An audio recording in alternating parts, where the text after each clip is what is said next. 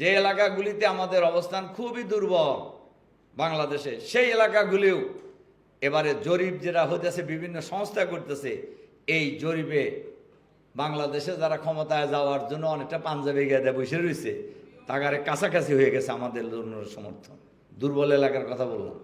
তা আমাদের ওই এলাকার লোকেরা তো ভাবে না যে আমরা পাশ করবো, তা ভাবে, কিন্তু মানুষ কিন্তু পাশ করানোর জন্য বসে আছে। যদি ফ্রি ফেয়ার ক্রেডিবল ইলেকশনের পরিবেশ বাংলাদেশের বর্তমান সরকার তৈরি করতে পারে, এমন কিছু নীরব বিপ্লব ঘটে যাবে বাংলাদেশে, যেটা জামাতও ভাবতেছে না, আলেমোলাও ভাবতেছে না, এরকম একটা ঘটনা বাংলাদেশে ঘটে যাবে ইনশাআল্লাহ। আসসালামু আলাইকুম ওয়া রাহমাতুল্লাহি ওয়া বারাকাতুহু। সম্মানিত ওলামায়ে কেরাম, আমি সারা দেশে ওলামা সম্মেলনে গেলে খুবই কমনলি কয়েকটা কথা বলি। এই কটা কথা কয়ে তারপরে আমাদের বর্তমানে কি দরকার সেটা করব। দেখেন, এই উপমহাদেশের রাজনীতিতে ওলামায়ে কেরামের যে ঐতিহাসিক ভূমিকা ছিল আছে, এটা আলেমরা জানে না? বলেন জানে কি না? আমি বোঝার জন্য একটা ছোট্ট ঘটনাও বলি। 1757 সালে পলাশীর আম্রকাননে বাংলার স্বাধীন নবাব সিরাজউদ্দৌলার পতনের পর এই উপমহাদেশের মুসলমানদের ভাগ্যে নির্মম নিষ্ঠুর ইতিহাস তৈরি হয়। কিন্তু আলেম ওলামা কি বসেছিলেন? মাঝখানে অনেক ঘটনা ঘটছে, কিন্তু 1857 সালে যে সিপাহী বিদ্রোহ হয়েছিল, যে বিদ্রোহকে পাক ভারত উপমহাদেশের সম্মিলিত স্বাধীনতাকামী মুসলিম জনতার সম্মিলিত বিদ্রোহ হিসাবে পরিচিত ছিল, যে বিদ্রোহের নেতৃত্ব দিয়েছিলেন ওই সময়ের আলেমরা, আলিয়া এবং কওমি। এই যে আজকের যে দেওবন্দ, ওখানকার আলেমরা এই সম্মিলিত বিদ্রোহের নেতৃত্ব দিয়েছিল। ওই আলেমে এখনো আছে না নাই? কি আছে? কিন্তু আমরা কিন্তু ওই রকম বিদ্রোহ আর বিদ্রোহের নেতৃত্ব দিতে পারছি না। তবে পারতে হবে। এখনো যদি বাংলাদেশে আলেম ওলামার কথা বলি আমরা, আলেম ওলামাদের সমাজে একটা বিরাট অবস্থান আছে কি না? এখনো আলেম ওলামাদেরকে মানুষ ভালো মানুষ মনে করে, সাধারণ লোকদের কথা বলতেছি। তাদের প্রতি আস্থা রাখে, তাদেরকে ভালোবাসে, তাদের কথা শোনে। জনগণের একটা বড় অংশ আলেম ওলামাদেরকে অনুসরণ করে। কিন্তু এই জিনিসটা আলেম ওলামারা বুঝতে চায় না, নিজেরা বুঝতে পারে না। আমাকে একজন সিনিয়র সচিব, খুবই মুরব্বী আর কি, রিটায়ারমেন্টে গেছে এবং খুবই চিন্তাশীল, উনি বলতেছে যে রফিক, আসলে তোমাদেরকে যে এখন কি পরিমাণ মানুষ সমর্থন করে এটা তোমরাও বোঝো না। বর্তমান সময়ের কথা বলতেছে, যে জামাতকে যে বাংলাদেশের মানুষ কি পরিমাণ এখন সমর্থন করতেছে এটা তোমরা আসলে বুঝতে পারতেছ না। এবং আমরা হিসেব করে দেখছি, যে এলাকাগুলিতে আমাদের অবস্থান খুবই দুর্বল বাংলাদেশে, সেই এলাকাগুলিও এবারে জরিপ যেটা হইতেছে বিভিন্ন সংস্থা করতেছে, এই জরিপে বাংলাদেশে যারা ক্ষমতায় যাওয়ার জন্য অনেকটা পাঞ্জাবি গেদে বসে রয়েছে, তাগারে কাছাকাছি হয়ে গেছে আমাদের জন্য সমর্থন। দুর্বল এলাকার কথা বললাম। আমার কথা কি বুঝতে পারছেন? তা আমাদের ওই এলাকার লোকেরা তো ভাবে না যে আমরা পাশ করবো, তা ভাবে, কিন্তু মানুষ কিন্তু পাশ করানোর জন্য বসে আছে। যদি ফ্রি ফেয়ার ক্রেডিবল ইলেকশনের পরিবেশ বাংলাদেশের বর্তমান সরকার তৈরি করতে পারে, এমন কিছু নীরব বিপ্লব ঘটে যাবে বাংলাদেশে, যেটা জামাতও ভাবতেছে না, আলেমোলাও ভাবতেছে না, এরকম একটা ঘটনা বাংলাদেশে ঘটে যাবে ইনশাআল্লাহ। ইনশাআল্লাহ। সম্মানিত ওলামায়ে কেরাম, আজকে আলেম ওলামাদের ঐক্যের কথা বলা হইতেছে। আলেম ওলামারা বিভিন্ন দলে বিভক্ত, দল থাকতে পারে। সবই যদি একই রকম হইতো তাহলে কি আলাদা দল করার দরকার হইতো? বলেন হইতো কি না?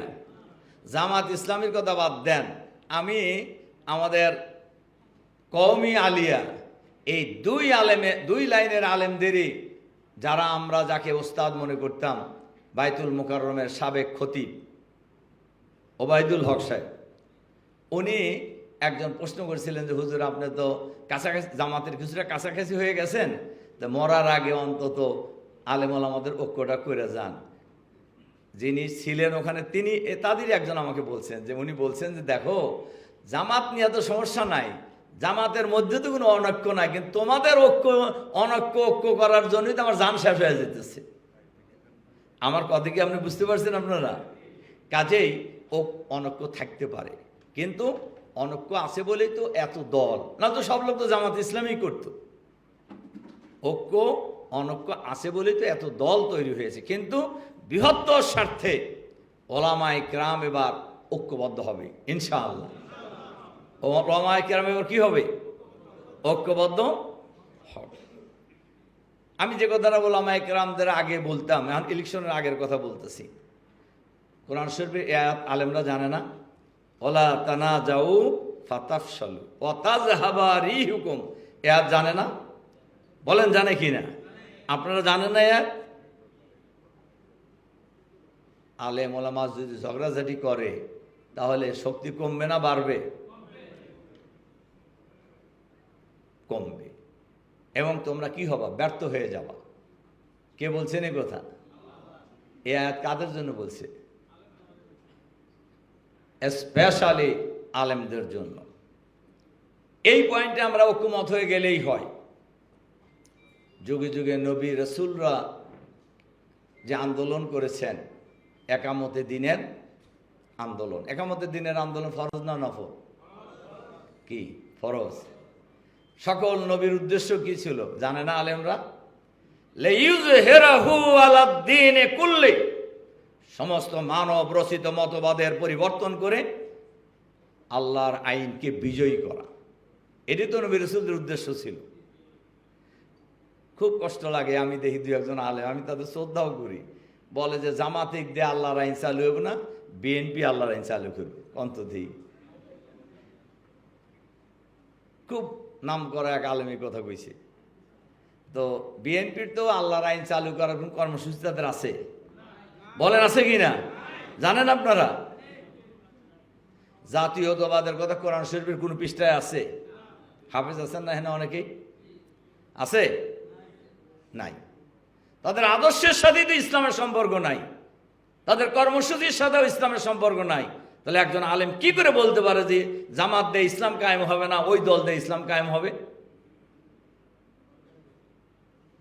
সম্মানিত ওলামায়ে কেরাম, আমরা যখন বাংলাদেশের বিভিন্ন জায়গায় বক্তব্য রাখি এবং বলি আলেম ওলামার ঐক্যের কথা, এবং বলি যে এবার সকল ইসলামী দল ঐক্যবদ্ধ হচ্ছে, এ কথা শোনার সাথে সাথে আলেম ওলামা নয়, পাবলিক লাফায় ওঠে। আমার কথা কি বুঝতে পারছেন? লাফায় ওঠে কেন? লাফায় ওঠে হলো তাদের মনের কথাই দেয়া। লাফায় ওঠার মানে হলো এটা তাদের মনের কথা, যে আলেম ওলামারা ঐক্যবদ্ধ হয়ে যাক। আলেম ওলামার ঐক্য ছাড়া ইসলাম কায়েম করা বাংলাদেশে কোনো অবস্থাতেই সম্ভব নয়। আমাদের শহীদ আমিরে জামাত মাওলানা মতিউর রহমান নিজামী সাহেব, উনি খুব মনে প্রাণে বিশ্বাস করতেন এবং বলতেন ওলামায়ে কেরামদের মিটিংয়ে, আলেম ওলামার ঐক্য ছাড়া বাংলাদেশের এই জমিনে দিনকে বিজয় করা কোনো অবস্থাতেই সম্ভব নয়। আলেম ওলামারা যখন বলেন আমরা মতভেদ আমাদের মধ্যে থাকতে পারে, যারা আমরা সব জায়গায় বক্তৃতা করে থাকি, ইখতিলাফ অনেক সময় কি হয়? আল ইখতিলাফ মাল ইত্তেহাদ, সেটা হয়। কাজেই আলেম ওলামা যখন আলেম ওলামারা বলা শুরু করেছে আলেম ওলামাদের এবার বাক্স হবে একটা, খালি আলেম ওলামারা খুশি হয়েছে? সারা বাংলাদেশের মানুষ খুশি হয়েছে, এবং বাংলাদেশের মানুষের মধ্যে একটা জাগরণ তৈরি হয়ে গেছে। হয়েছে কি না? গ্রামে গঞ্জে যখন দেখে কওমি, আলিয়া সবাই এক লাইনে কথা বলতেছে। সমাজ পরিবর্তনের জন্য একটা আবহাওয়া তৈরি হয়ে গেছে না? বলেন তৈরি হয়ে গেছে কিনা? এই জন্য আমি সব জায়গায় বলি যে আলেম ওলামা, পীর মাশায়েখ ইসলামকে পছন্দ করে, ইসলামী দল, ব্যক্তিত্ব এবং সমমনা দেশপ্রেমিক রাজনৈতিক দল, এই সবাই মিলে যদি আমরা ঐক্যবদ্ধভাবে সামনে এগিয়ে যাই, এই জোটের বিজয় কেউ ঠেকাতে পারবে না আগামী দিনে ইনশাআল্লাহ, কেউ ঠেকাতে পারবে না। আমি যেটা ব্যক্তিগতভাবে বুঝি, বাংলাদেশে কয় লক্ষ মসজিদ বলতে পারবেন নাকি কেউ? হ্যাঁ,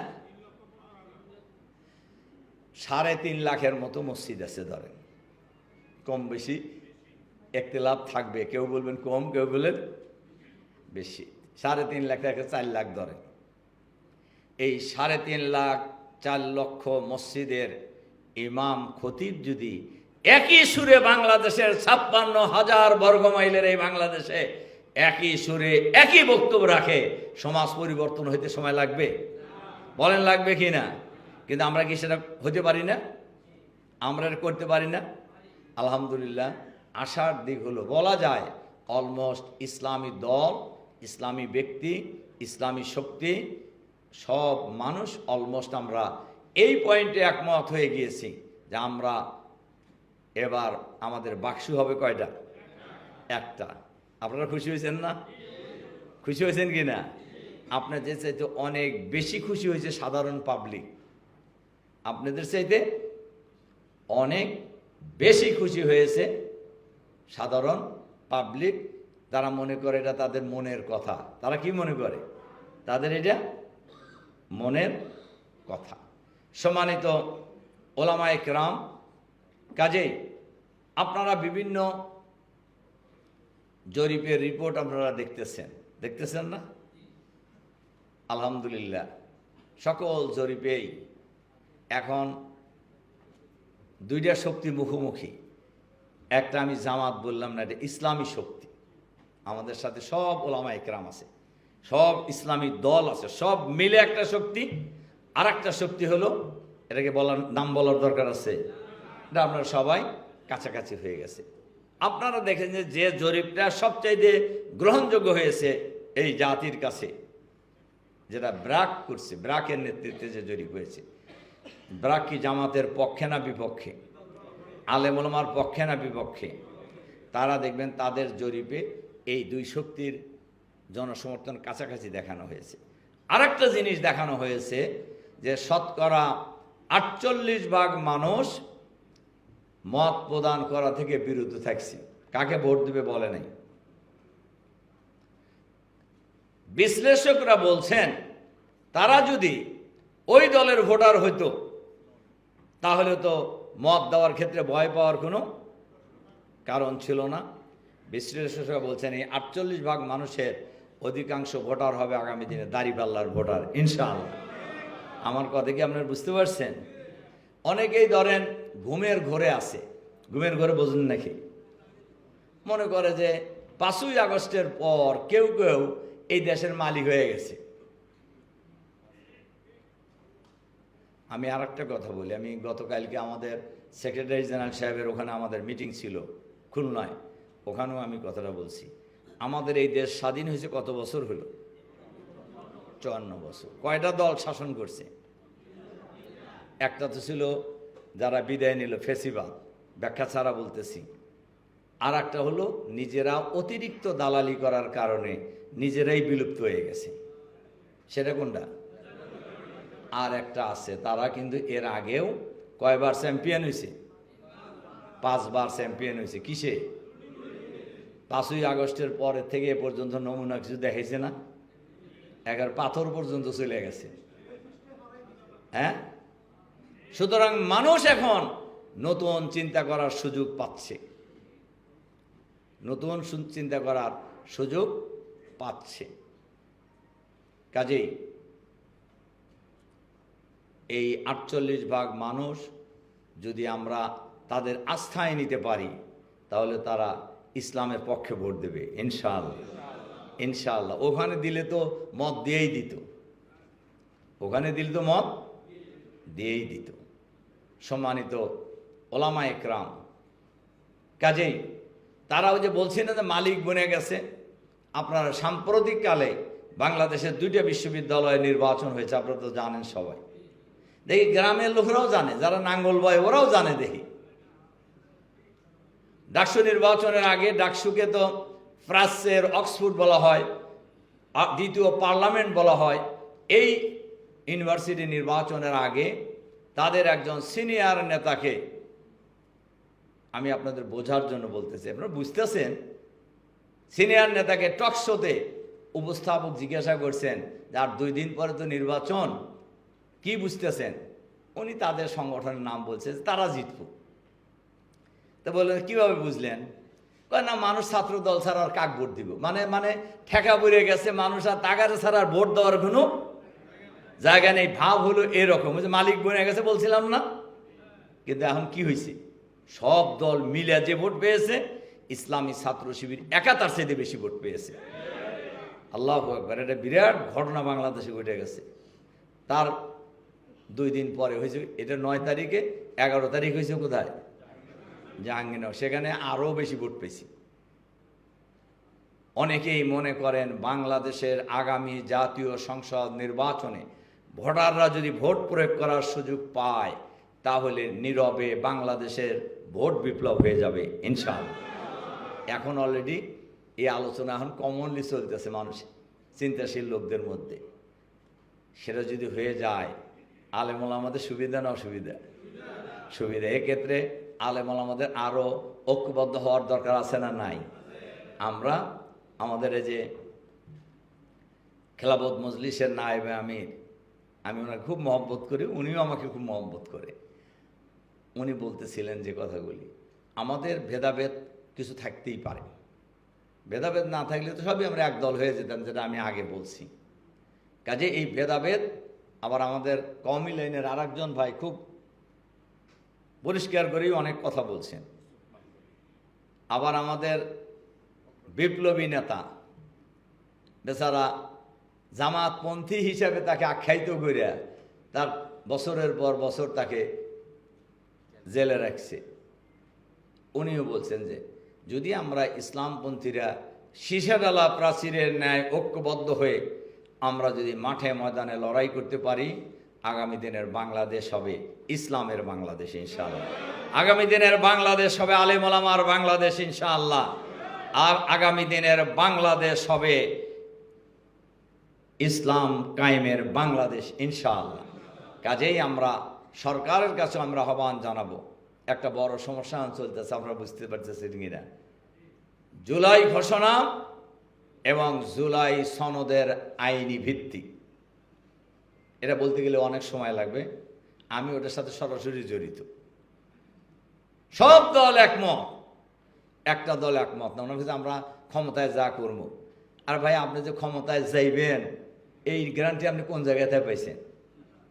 এই গ্যারান্টি তো আগের মহিলার ছিল, কি ছিল না? তা আপনারাও কি এরকম কোনো গ্যারান্টি পাইছেন নাকি? ক্ষমতায় যাবে তো হলো তারাই, জনগণ যাদেরকে ভোট দেবে তারা। কাজেই কেউ আগেই ক্ষমতায় যাবেন, ক্ষমতায় আগে যা করবেন যদি ধরেও নেই আপনারা যাবেন, তো এখন করলে অসুবিধা কি? এরকম একটা ঘটনা আগে হয়েছিল, জানেন নাকি আপনারা? 90 সালে যখন এরশাদ সাহেব পদত্যাগ করলেন, সকল দল ঐক্যমতের ভিত্তিতে সিদ্ধান্ত হয়েছিল যারাই সামনে নির্বাচনে ক্ষমতায় যাবে তারা কেয়ারটেকার সরকারের এই ফর্মুলা সংবিধানে সংযোজন করবে। কিন্তু তারা কি করছিল? না করার কারণেই আবার আন্দোলন হয়েছিল, 173 দিন হরতাল হয়েছিল। এরপরে তারা একটা নির্বাচনও দিছিল, সেই নির্বাচনে জনগণ অংশগ্রহণ করে নাই। 1 মাসের ব্যবধানে পদত্যাগ করে তারা কেয়ারটেকার সরকার বিল সংশোধন করে পদত্যাগ করে তারপরে ক্ষমতাচ্যুত হয়েছে। এটা যদি আগেই করতো তাহলে আন্দোলনেরও দরকার হইতো না, আর পদত্যাগ করারও দরকার হইতো না। কাজেই আমরা আপনাদের কাছে এই আহ্বান জানাবো, আমরা সরকারের কাছে আহ্বান জানাতে চাই, জুলাই ঘোষণা এবং জুলাই সনদের আইনি ভিত্তি দিতে হবে, সংবিধানে সংযোজন করতে হবে। গণহত্যার বিচার করতে হবে। গণহত্যার বিচার আলেম ওলামারা চায় না। মাত্র 1 মাসের ব্যবধানে প্রায় 2000 মানুষকে হত্যা করা হয়েছে। এই বিচার চলছে, বিচার শেষ করতে হবে। দুর্নীতিবাজদের গ্রেপ্তার করতে হবে, পাচারকৃত টাকা ফেরত আনতে হবে, লেভেল প্লেয়িং ফিল্ড তৈরি করতে হবে, সবার জন্য সমান অধিকার নিশ্চিত করতে হবে এবং একটি ফ্রি ফেয়ার ক্রেডিবল ইলেকশনের জন্য যে নির্বাচন কেন্দ্রে যে পরিবেশ থাকার প্রয়োজন সেই পরিবেশ সরকারকে নিশ্চিত করতে হবে, যাতে একজন ভোটার নির্বিঘ্নে নিরাপদে ভোট কেন্দ্রে যে ভোট দিয়ে আবার নিরাপদে ফিরে আসতে পারে। এই পরিবেশ নিশ্চিত করার দায়িত্ব গভর্নমেন্টের। এই পরিবেশ নিশ্চিত করার দায়িত্ব কার? গভর্নমেন্টের। আমরা বিশ্বাস করি গভর্নমেন্ট সেটা করবেন এবং আমরা আলেম ওলামারা ঐক্যবদ্ধভাবে সামনে নির্বাচনে আমরা লড়ব ইনশাআল্লাহ। আমরা বিশ্বাস করি আগামী দিনে আলেমরাই বিজয়ী হবে ইনশাআল্লাহ। সেই প্রত্যাশা রেখে আপনাদের প্রতি আবারও আন্তরিক সালাম এবং মোবারকবাদ জানিয়ে আপনাদের সুস্বাস্থ্য এবং সার্বিক মঙ্গল এবং কল্যাণ কামনা করে আমার বক্তব্য এখানে শেষ করছি। আল্লাহ হাফেজ। বাংলাদেশ জিন্দাবাদ। বাংলাদেশের আলেম ওলামা পীর মাশায়েখ জিন্দাবাদ। আসসালামু আলাইকুম রহমতুল্লাহি ওয়া বারাকাতুহু।